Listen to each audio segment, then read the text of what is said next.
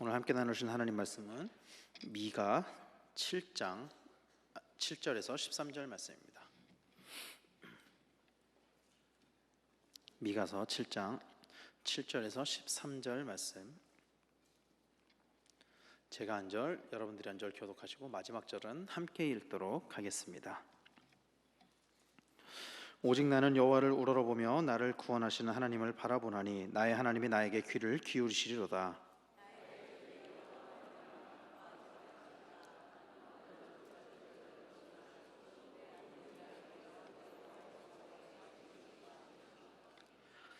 내가 여호와께 범죄하였으니 그의 진노를 당하려니와 마침내 주께서 나를 위하여 논쟁하시고 심판하시며 주께서 나를 인도하사 광명에 이르게 하시리니 내가 그의 공의를 보리로다.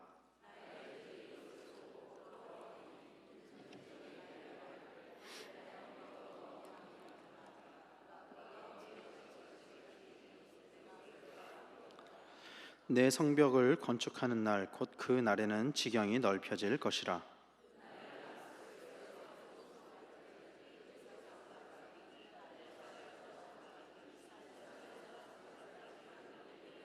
함께 읽겠습니다. 그 땅은 그 주민의 행위로 열매로 말미암아 황폐하리로다.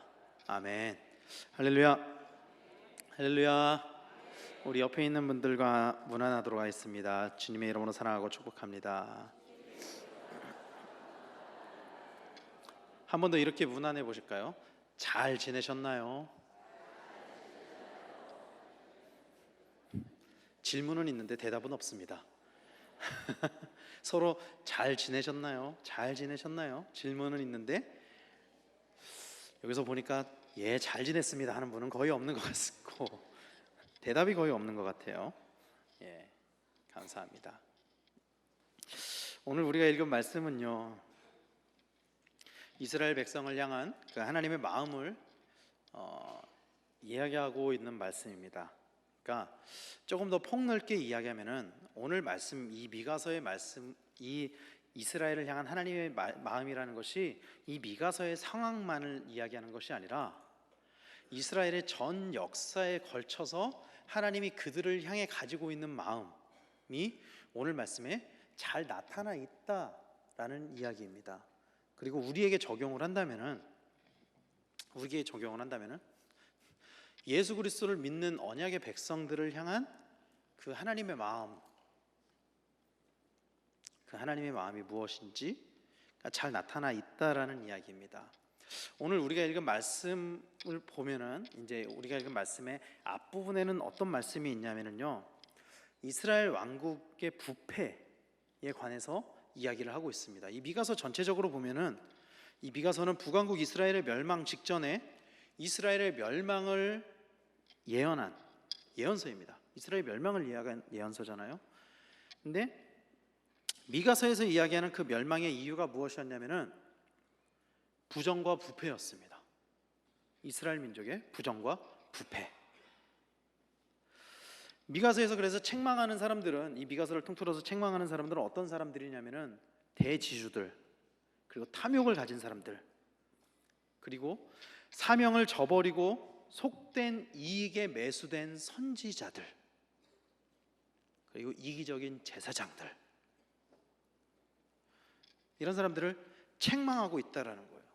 그러니까 이 앞서 이야기한 탐욕을 가진 사람들이나 가진 것이 많은 대지주들이나 또 사명을 저버린 거짓된 주의 종들이나 이기적인 대제사장들이나 이런 사람들의 부패로 말미암아 이스라엘이 무너지게 된다, 이스라엘이 멸망하게 된다, 그런 이야기를 하고 있다라는 것이죠. 하나님께서는 부정과 부패를 좋아하지 않으십니다. 너무나 당연한 이야기죠. 하나님께서 부정과 부패를 좋아하실까요? 그렇지 않죠. 너무나 당연히 부정과 부패를 좋아하지 않으십니다. 왜 그러냐면 하나님은 공의로우신 하나님이시면서 공평하신 하나님이시기 때문입니다. 하나님은 공의로우신 하나님이십니다. 할렐루야. 할렐루야. 하나님은 공의로우신 하나님이십니다. 우리 하나님은 공의로우신 하나님이십니다. 이 공의에 대해서 사전에서는 뭐라고 이야기하고 있냐면요, 공의라는 단어의 사전적인 의미는 공평하고 의로운 도리, 이런 뜻을 가지고 있고, 또 하나는 뭐냐면요, 선악의 제재를 공평하게 하시는 하나님의 성품. 선악을 그냥 가르는 것뿐만이 아니라 선악에 대한 제재를 가하시는데 그것을 공평하게 하시는 하나님의 성품, 이것이 공의라는 거예요. 그래서 공의는요, 하나님의 속성 중에 하나입니다. 하나님이 가지고 있는 그 많은 속성들 중에 하나의 속성이라는 거예요. 오늘 말씀을 좀 많이 찾아볼 건데, 그래서 공의에 대해서 성경에서는 하나님의 공의에 대해서 이렇게 이야기를 하고 있습니다. 창세기 18장 말씀에 보면은, 창세기 18장 25절 말씀에 보면은 뭐 좀 길죠. 저는 주께서 올바로 살아가려고 몸부림치는 이들을 못된 짓만 일삼는 것들과 함께 죽이시는 분이 아니라는 사실을 잘 알고 있습니다. 물론 그렇게 하시면 안 되시오. 절대로 그럴 수는 없습니다. 만일 저 성읍을 쓸어버린다면 그것은 아무런 잘못도 없는 올바로 살아가려고 하는 이들을 죽여 마땅한 못된 것들과 함께 죽이시는 셈이 됩니다. 그럴 수는 없습니다. 세상을 다스리는 하나님은 공정하셔야 할 줄 압니다. 세상을 다스리는 하나님은 공정하셔야 할 줄 압니다. 저 말씀이 어떤 말씀일까요? 저 말씀이 하나님께서 소돔성을 싹 쓸어버리라고 했을 때 아브라함이 하나님 앞에 기도하잖아요. 그렇죠? 하나님, 저들을 용서해 주십시오. 저 안에 있는 의인들 몇 명으로 인해서 하나님 용서해 주십시오. 그러면서 이렇게 이야기하는 거예요. 세상을 다스리는 하나님은 공정하셔야 할 줄 압니다. 세상을 다스리신 하나님은. 그리고 욥기에서는 이렇게 이야기합니다. 하나님께서 심판을 잘못하시겠는가? 전능하신 분이 정의를 왜곡하시겠는가? 하나님이 공의에 대해서 이야기를 하고 있습니다. 하나님의 심판이 언제나 옳으며 정의롭다. 하나님의 심판은 정의로운 것이다. 그렇게 이야기를 하고 있는 것이죠. 또 이사야서에서는 이렇게 이야기하고 있습니다. 그러나 여호와께서 너에게 은혜 베풀기를 원하시며 너희를 위로하기를 원하신다. 주는 정의의 하나님이시므로, 주는 정의의 하나님이시므로, 주는 정의의 하나님이시므로 누구든지 주의 도우심을 기다리는 사람은 행복하다. 주는 정의의 하나님이시므로. 사랑하는 성도 여러분, 하나님은 완벽하게 공의로우신 하나님이라는 사실을 믿으시길 바랍니다. 그래서 하나님의 심판에는요, 하나님의 제재를 가하시는 그 제재에는 오류가 있을까요? 없을까요? 없습니다. 그 심판에는 오류가 전혀 없습니다. 그러므로 우리는 무엇을 알아야 되느냐? 하나님의 그 심판이 늘 정의로운 것이고 늘 옳은 것이라면, 우리의 그 하나님이 그 공의로우신 하나님이시라면, 그렇다면 하나님은 과연 어떤 기준으로 심판을 하시는가? 하나님이 심판을 하시는 그 기준이 어디에 있는가? 이것을 우리가 명확히 알아야 되겠죠. 이것을 알아야 되겠죠. 그리고 이것을 안다면은 그 하나님의 기준이 어디 있는지를 안다면은 하나님께서 심판하시는 그 일들을 바라보며, 아, 하나님께서 왜 우리를 심판하시는지 그것을 이해할 수 있다라는 이야기입니다. 하나님께서 공의를 행하시는 것은 전적으로 하나님의 기준으로 행하시는 것입니다. 하나님께서 공의를 행하시는 기준이 대한민국 헌법이 아니라는 이야기입니다. 당연한 이야기죠. 대한민국 헌법이 아닙니다. 국제법도 아닙니다. 하나님이 공의를 행하시는 기준은 하나님의 법, 하나님의 기준, 하나님 나라의 가치관, 거기에 하나님의 기준이 있다는 것입니다. 그 기준에 대해서 신명기에서는 이렇게 이야기합니다. 그분은 반석이시며 하시는 일마다 완전하시니 그분의 모든 길이 참으로 공의로우시다. 그분은 진실하시고 거짓이 없으신 하나님이시니 의로우시고 정직하시다. 그러면서 그 기준대로 행하는 모든 일이 다 완전하고, 또 하나님은 완벽하게 공평하고 의로우셔서 하나님의 하시는 일들에는 오류가 전혀 없다라는 이야기를 반복해서 이야기하고, 다니엘에서는 이렇게 이야기합니다. 그러므로 우리에게 경고하신 대로 주께서 형벌을 내리셨습니다. 우리에게 경고하신 대로 주께서 형벌을 내리셨는데 우리가 순종하지 않다가 벌을 받았습니다. 순종하지 않다가 벌을 받았습니다. 그러므로 주께서 우리에게 하신 모든 일들은 다 옳습니다. 순종하지 않다가 벌을 받았습니다. 하나님이 우리를 심판하시는 기준은 하나님의 음성을 듣고 우리가 순종하느냐, 하나님 뜻대로 살아가느냐. 다니엘서에는 순종하지 않다가 벌을 받았다라고 이야기를 하고 있죠. 하나님의 심판의 기준은요, 하나님의 심판의 기준은 단순히 우리가 이야기하는 그 율법이 아니라는 것입니다. 율법을 뛰어넘는 그 하나님의 뜻, 율법으로만 판단할 수 없는 그 하나님의 뜻, 그것이 심판의 기준이라는 거예요. 그리고 하나님께서는 그 심판을 행하시기 위해서 우리의 외모를 보지 않으신다라고 이야기를 하고 있습니다. 베드로전서 1장 17절 말씀에 보면, 그리고 사람을 겉모양대로 판단하지 않으시고 각 사람의 행위대로 심판하시는 분을 여러분이 아버지라고 부르고 있으니, 여러분은 나그네 삶을 사는 동안 두려운 마음으로 살아가십시오. 하나님은 외모로 우리를 판단하지 않으시는 줄 믿습니다. 저한테는 너무 소망이 되는 말씀입니다. 하나님은 외모로 우리를 판단하지 않으십니다. 겉모습으로 판단하지 않으십니다. 하나님은요, 우리의 신앙 생활의 모습으로 판단하지 않는다는 것을 우리는 깨달아야 됩니다. 우리의 겉신앙으로 우리를 판단하고 겉신앙의 모습으로 우리를 심판하지 않으신다, 이거를 우리가 깨달아야 된다는 것입니다. 그리고 외모가 아닌 그 중심을 보시는, 그 사람의 행위대로 심판하시는 그 하나님의 그 뜻의 끝은, 그 판단의 끝에는 심판이 기다리고 있다는 거예요. 사랑하는 성도 여러분, 공의로우신 하나님은 심판하시는 하나님이라는 사실을 믿으시길 바랍니다. 공의라는 것은요, 잘잘못을 반드시 가려가지고 잘한 쪽엔 상을 주고 잘못한 쪽엔 벌을 주는 것을 공의라고 이야기하는 것이죠. 그 심판이 반드시 있다라는 거예요. 그리고 그 심판의 기준은 결국 우리가 하나님 보시기에 어떠한 삶을 살았느냐, 겉신앙이 아니라 우리의 진짜 하나님을 향한 믿음과 하나님과 교제하고 하나님과 동행하는 것, 복음대로 살아왔느냐, 여기에서 심판이 갈려진다라는 이야기를 하고 있는 거예요. 우리가 살아생전에 어떻게 살고 죽은 다음에 하는 심판뿐만이 아니라 마지막 날에 예수님께서 다시 오실 때에도 우리의 행위대로 심판하신다. 성경은 그렇게 이야기하고 있습니다. 요한계시록 20장 13절에도 그래서 이렇게 이야기를 하고 있죠.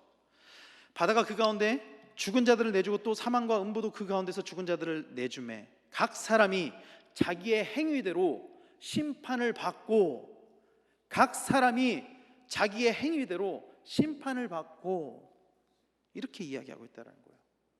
사랑하는 성도 여러분, 모든 사람은 자기의 행한 대로 심판을 받게 되어 있다. 믿으시길 바랍니다. 믿으시길 바랍니다. 그런데요, 이 모든 것은 사실은 심판을 받게 되는, 그 공의의 하나님에게 벌을 받게 되는 것은요, 하나님을 모르는 사람들에게만 해당되는 이야기입니다. 사실 하나님을 모르는 자들에게. 그래서 우리가 공의의 하나님이라고 이야기를 하지만, 또 우리가 하나님을 가리켜서 이야기할 때 뭐라고 이야기하죠? 사랑의 하나님. 우리 기도할 때 사랑의 하나님 이렇게 기도 많이 하잖아요. 그렇죠? 많은 사람들은 공의와 사랑이 서로 반대되는 개념이라고 생각을 하지만, 사실은 공의와 사랑은 동일시되는 개념입니다. 이것은 왜 그러냐면 하나님 안에 있는 자들에게는 심판이 아니라 구원이 있기 때문입니다. 하나님 안에 있는 자들에게는. 시편 37편 28절에 이는 여호와께서 공평을 사랑하시며 경건한 자들을 버리지 아니하시기 때문이다 라고 이야기를 하고 있습니다. 경건한 자들을 버리지 않는다. 그들은 영원히 보호를 받으나 악인들의 후손은 끊어질 것이다. 공평하신 하나님은 경건한 자들, 즉 하나님 안에 있는 자들은 버리지 않는다라는 사실을 믿으시길 바랍니다.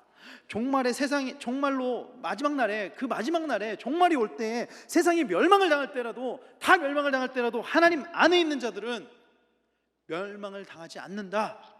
이것이 이것이 하나님의 공의이고 그것이 하나님의 사랑이다. 할렐루야. 오늘 우리가 읽은 말씀의 배경은 앞에서 말씀드린 것처럼 부패한 이스라엘이 멸망을 당하게 되는 것에 대한 예언을 하고 있는 말씀이에요. 부패한 이스라엘이 멸망을 당하게 된다.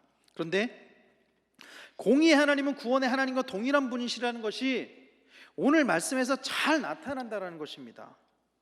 오늘 말씀에 보면은 가장 먼저 이 성경을 쓴 필자는 오직 여호와를 우러러본다라고 이야기를 하고 있습니다. 그리고 그렇게 우러러보는 이유는 정의가 무너진 사회, 부패가 만연된 이스라엘에서도 여전히 하나님을 바라는 자들의 음성을 들으시는 그 하나님이 있기 때문이라고 오늘 말씀은 그렇게 시작되고 있어요. 여전히 이스라엘 사회는 부패하고 썩어 있었지만 그럼에도 불구하고 내가 하늘을 우러러보는 것은 그럼에도 불구하고 아직도 우리의 음성을 들으시는 하나님이 계시기 때문에, 사랑하는 성도 여러분, 하나님은 우리의 음성을 들으시는 하나님이십니다. 하나님은 우리를 향해서 하나님의 음성을 들려주시기도 하잖아요. 그렇죠? 그래서 우리가 하나님의 음성을 듣잖아요. 그러기도 하지만 또 우리의 음성을 들으시기도 하신다라는 거예요. 즉 하나님은 우리와 소통하시면서 교제하시는 하나님이시다라는 것입니다. 하나님은 우리의 왕이시고 우리의 주인이시지만 하나님은 우리와 도저히 같이 교제할 수 없는 질적으로 차원이 다른 대상이지만 그럼에도 불구하고 하나님께서는 우리와 교제를 하신다라는 사실입니다. 우리가 죄 가운데 빠져 있을 때에도 하나님은 우리의 음성을 들으신다라는 이야기입니다. 그리고 오늘 말씀에서 미가는 죄 가운데 빠진 두 그룹을 이야기를 하고 있습니다. 첫 번째는요, 죄 가운데 빠진 이스라엘 백성들, 그리고 하나님을 대적하는 자들을 이야기하고 있습니다. 8절 말씀에 원수야 나를 비웃지 마라, 그러면서 그 원수에 대해서 이야기를 하고, 내가 쓰러졌으나 다시 일어날 것이요 지금은 재앙의 그늘 속에 앉아 있으나 여호와께서 내게 등불이 되어 주실 것이다 라고 이야기를 하고 있습니다. 여기서 이야기하는 원수는요, 이 시대상으로 보면은 바벨론과 또 그 바벨론을 돕고 있는 동맹국들을 이야기하는 것입니다. 자, 이 말씀 가운데 보면은 이스라엘이 얼마나 어려운 상황에 있는지 잘 이야기를 해주고 있죠. 원수야 나를 비웃지 마라, 내가 쓰러졌으나 라고 이야기를 하고 있잖아요. 이스라엘이 쓰러졌다라고 이야기를 하고 있습니다. 이스라엘은 부정과 부패 가운데 쓰러지는 지경에 이르렀다라는 거예요. 그만큼 어려운 상황이었다라는 거예요. 이 나라가, 이 민족이, 이 사회가 그만큼 어려웠다라는 것이죠. 그러나 그 가운데서도 미가는 이스라엘 백성들을 하나님께서 버리지 않으실 것을 확신하고 있다라는 것입니다. 비록 지금은 죄 가운데 쓰러졌지만 다시 일어날 것이다, 이렇게 이야기하고 있거든요. 죄 가운데 쓰러졌지만 다시 일어날 것이다, 이렇게 이야기하고 있다는 것입니다. 이 한 가지의 그룹이 이스라엘을 대적하는 원수들과 또 이스라엘의 부패한 사람들이라면, 다른 죄 가운데 빠진 한 가지의 그룹은 자기 자신을 이야기하고 있습니다. 그러니까 다시 이야기하면은 우리가 이렇게 된 것에 대한 그 죄의 근본 원인은 원수야 나를 비웃지 마라 하면서 저들의 죄악도 있지만, 지금은 재앙의 그늘 속에 앉아 있는 내가 있는 이 공동체의 범죄, 그리고 그것만 이야기하는 것이냐, 또 나의 범죄, 자기 자신을 이야기하고 있다는 거예요. 9절 말씀에 보면 이렇게 이야기합니다. 내가 여호와께 범죄하였기 때문에 주께서 나를 벌하시는 동안에는 내가 그 분노를 감당하며 참고 기다릴 것이다. 그러나 마침내는 주께서 나를 모든 원수들의 손에서 건져주시고 그들이 내게 행한 모든 악에 대하여 형벌을 내리실 것이다. 하나님께서 나를 이 어두운 곳에서 밝은 곳으로 이끌어내시고 나는 주님의 인자하심을 체험할 것이다. 노란 부분만 다시 읽어보면, 내가 여호와께 범죄하였기 때문에 내가 그 분노를 감당하며 참고 기다릴 것이다. 자기 자신을 비롯한 이스라엘 백성들의 죄를 솔직하게 고백하고 있습니다. 이것이 다른 사람의 죄가 아니라, 앞에서는 지주들, 탐욕한 사람들, 또 세상 가운데 빠진 제사장들, 선지자들, 그런 사람들을 이야기하지만 마지막에 가서는 나의 죄 때문에, 나의 죄 때문에, 다른 사람의 죄가 아닌 나의 죄 때문이라고 이야기를 하고 있다는 거예요. 그리고 그 죄값을 달게 지며 참고 기다릴 것이다. 그 죄값을 달게 지며 참고 기다릴 것이다. 그렇게 이야기하고 있다는 것입니다. 여러분, 지금 속된 말로 나락골이 말이 아니죠. 사실 말이 아닙니다. 뭐 누가 어떤 잘못을 했는지는 나중에 밝혀지게 되겠지만, 그것을 바라보고 있는 우리 그리스도인들도 한번 좀 생각을 해봐야 되는 것 같습니다. 이런 일들이 일어난 것들에 대해서. 전 세계 모든 국가 중에 우리나라만큼 기독교가 큰 영향력을 가지고 있는 나라가 얼마나 될까요? 과연 기독교인들이 큰 목소리를 내고 그것이 사회에 영향력을 줄 수 있는 나라가 전 세계에 도대체 몇 개국이나 되며, 우리나라보다 그 영향력이 더 큰 나라가 얼마나 될까요, 여러분? 거의 없을 것 같아요, 제 생각에는. 기독교 국가라고 하는 미국도 이미 복음이 많이 무너져 있잖아요. 그런데 우리는 나라가 이렇게 될 때까지 얼마나 하나님의 음성을 듣고 순종했느냐 하는 거예요. 얼마나 그 영향력을 나타내면서 살아갔느냐 하는 것이죠. 우리의 신앙의 선배들이 뭐 여기에도 계시지만 20년, 30년 전, 40년 전 전설의 고향처럼 전설로만 떠내려오는, 나는 옛날에 교회 가려면 1시간 반을 걸어서 갔습니다. 그만큼 나는 교회를 사랑하고 하나님을 사랑하고 그것도 기쁨으로 갔습니다. 그런 신앙의 순수성이 없어지는 것들이, 그런 시대적인 흐름에 대해서 우리는 너무나 아무렇지도 않게 여기고 있지는 않느냐는 거예요. 이제는 차로 30분 오는 것도 귀찮아하고 피곤해서 못 가겠다. 이게 지금 우리의 현실이죠. 어쩌면은요, 참 슬픈 이야기지만 이 나라의 무당이 몇십만이 되고 또 성적으로 윤리적으로 타락하게 되고 부정하고 부패하게 되는 것들이 오늘 이 말씀의 미가서에 나온 것 같은 그 말씀이 오늘 우리의 이야기를 하고 있는 것은 아닐까, 그런 생각이 들어서 참 많이 안타까웠습니다. 물론 그 가운데는 저도 있을 거예요. 물론 저도 그리스도인이니까. 그래서 사실은 나라가 이렇게 어지럽게 된 것이 우리를 향하신 하나님의 사랑일 수도 있다라는 생각이 들었습니다. 하나님이 우리를 깨우치시기를 원하시는구나. 우리가 변화되기를 원하시는구나. 이 땅에 그리스도인들이 다시 한번 일어나기를 원하시는구나. 그리스도인들이 선한 영향력을 나타내기를 원하시는구나. 그리스도인들로 인해서 이 사회가, 이 시대가, 이 세대가 변화되기를 원하시는구나. 미가가 이야기하듯이 주께서 나를 벌하시는 동안에 내가 그 분노를 감당하며 참고 기다리게 되면 그 이후에 주께서 나를 모든 원수들의 손에서 건져주시고 그들이 내게 행한 모든 악에 대해서 형벌을 내리실 것에 대한 그 약속이 우리를 향하신 하나님의 사랑이라는 그 사실을 믿으시길 바랍니다. 그리고 우리가 결국에 알아야 될 것은 그 공의의 약속, 이스라엘 백성에게 했던 이 공의의 약속, 오늘 우리에게 동일하게 말씀하시는 그 공의의 약속의 결과가 무엇이었느냐? 바로 예수 그리스도라는 사실을 깨닫기를 축원합니다.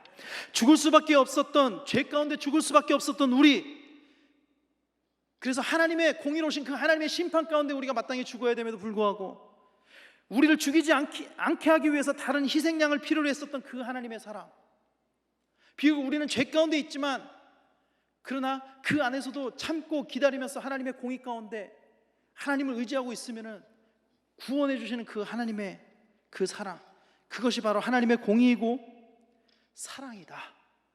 할렐루야. 할렐루야. 이사야서 53장 4절에서 6절 말씀에 보면은 우리가 너무나도 잘 알고 있는 말씀이죠. 이 말씀은 같이 한번 읽도록 하겠습니다. 시작. 그는 실로 우리의 질고를 지고 우리의 슬픔을 당하였거늘 우리는 생각하기를 그는 징벌을 받아 하나님께 맞으며 고난을 당한다 하였노라. 그가 찔림은 우리의 허물 때문이요 그가 상함은 우리의 죄악 때문이라. 그가 징계를 받음으로 우리는 평화를 누리고 그가 채찍에 맞음으로 우리는 나음을 받았도다. 우리는 다 양 같아서 그릇 행하여 각기 제 길로 갔거늘 여호와께서는 우리 모두의 죄악을 그에게 담당시키셨도다. 여호와께서는 우리 모두의 죄악을 그에게 담당시키셨다. 이스라엘 민족의 그 죄악들, 그들이 행했던 그 부정과 부패, 그 죄악들, 그러나 그 가운데서도 하나님께서 이스라엘 백성들을 구원하시겠다 약속하신 그 결과가 우리를 향하신, 우리를 대신해서 고난을 당하시고 우리를 대신해서 죽으신 예수 그리스도의 그 사랑, 그것이 우리를 향하신 하나님의 사랑이라는 것입니다. 그것이 우리를 향하신 하나님의 계획이라는 것입니다. 사랑하는 성도 여러분, 그럼에도 불구하고 문제는 많은 사람들이 자신의 죄를 인지하지 못하고 있다는 거예요. 내가 죄인이라는 사실을 인지하지 못하고 있다는 것입니다. 내가 죄인이고 내 죄에 대해서 확실히 알고 내가 져야 될 그 죄값을 누군가가 대신 졌다는 것을 알지 못하기 때문에 여전히 죄를 지으면서 살아간다는 것입니다. 나 때문에 누군가는 고통을 당하고 나 때문에 누군가가 죽었다, 이것을 모르기 때문에, 그리고 그런 사람들이 모여서 사회를 이루는 것이고 그런 죄인들이 넘치는 사회는 죄 가운데 빠질 수밖에 없다는 것입니다. 소돔성이 그랬죠. 소돔성이 비록 그 안에 나중에 하나님이 구출하셨던 롯과 그 가족들이 있었지만 수많은 죄인들로 인해서 소돔성이 멸망을 당하게 된 것이죠. 결국 죄 가운데 빠져있는 이 사회를 건져내기 위해서는 우리의 죄를 확실히 알고 그 죄의 해결이 예수 그리스도에게 있다는 것을 확실하게 깨달아야 된다는 것입니다. 그 모든 문제 해결이 예수 그리스도에게 있다는 것을, 즉 복음으로 돌아가야 된다. 복음밖에 없다. 복음이 해답이다. 이것밖에 없다는 사실입니다. 요즘 유행하는지 유행이 지난지는 잘 모르겠는데 잘 쓰는 말 중에 답정너라는 말이 있어요. 아시나요? 답정너라는 말 혹시 아시나요? 이거를 아시면은 그 정신적인 감각이 40세 이하 아시면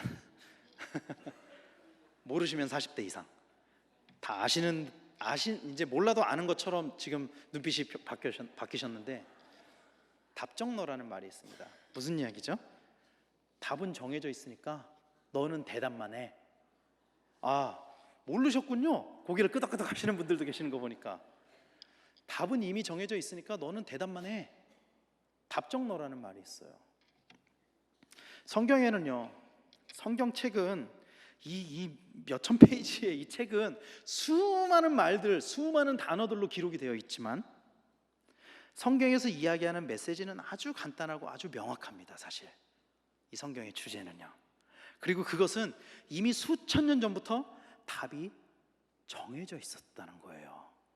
그러니까 오늘 나한테 문제가 생겨서 이거 답이 뭐지? 답이 뭐지? 이거에 대한 답이 뭐지? 막 생각하고 그러는 게 아니라 이미 그 문제에 대한 답이 그 수천 년 전에 이미 정해져 있었다는 거예요. 이미 우리는 그 답을 알고 있습니다. 여러분은 모르십니까? 저는 아는데 여러분은 알란가? 모를란가? 다 아실 거예요. 그 답이 무엇인지. 심지어는 교회를 다니지 않는 사람들도 그 답을 합니다. 세상 사람들도. 그런데 우리와 그들의 차이, 예수를 모르는 사람, 교회를 안 다니는 사람과 차이는 그 답을 알지만 그 답을 진짜 답으로 받아들이고 있느냐는 거예요. 그것이 정답이다라고 받아들이고 있느냐는 거예요. 그 답이. 세상 사람들은 그 답이 정답이라고 받아들이지 않는다라는 거예요. 예수 그리스도.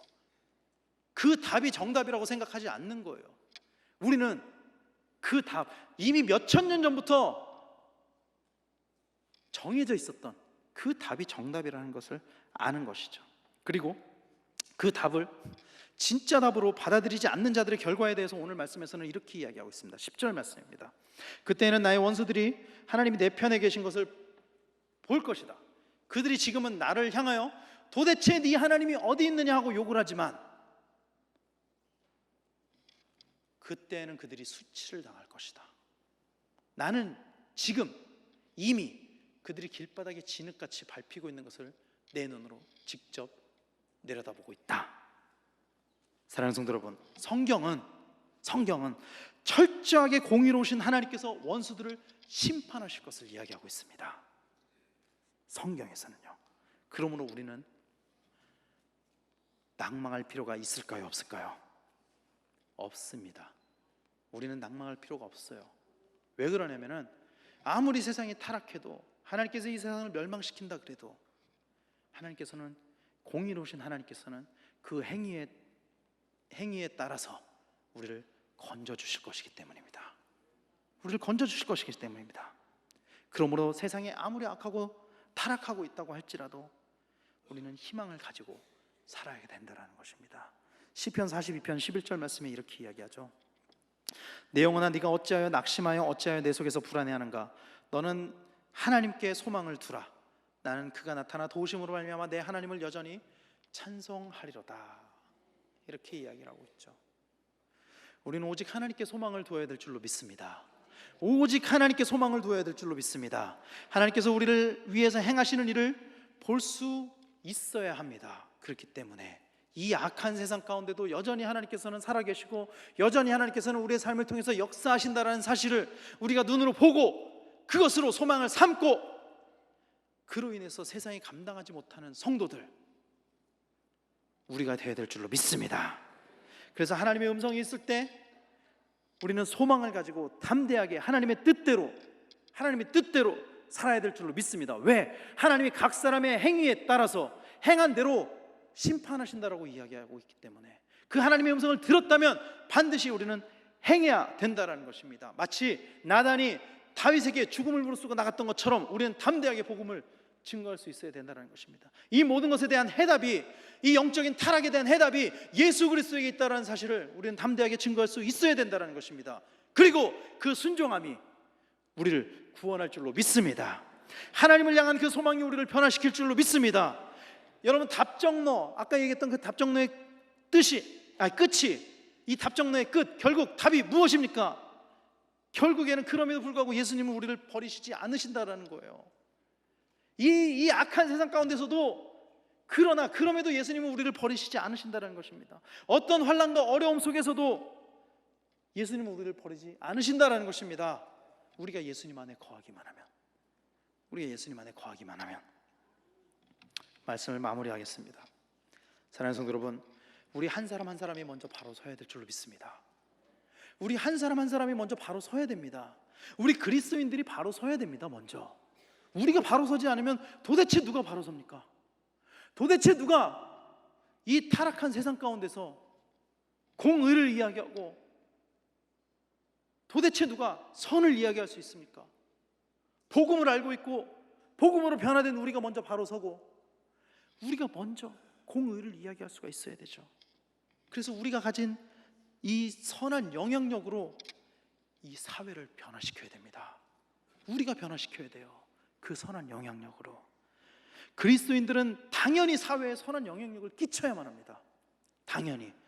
그것이 우리로 하여금 빛과 소금으로 살게 하신 하나님의 뜻이다 라는 사실을 깨달아야 될 줄로 믿습니다.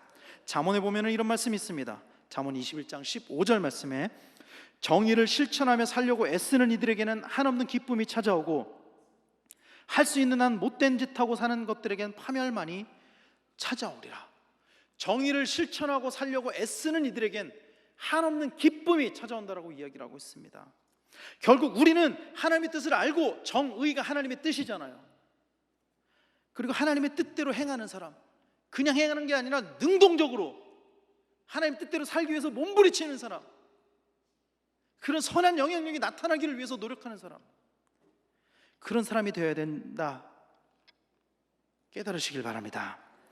그것이 무엇이 되었던 간에 우리에게 말씀하시는 그 하나님의 뜻에 순종하는 우리 성도님들 다 되시기를 축원합니다.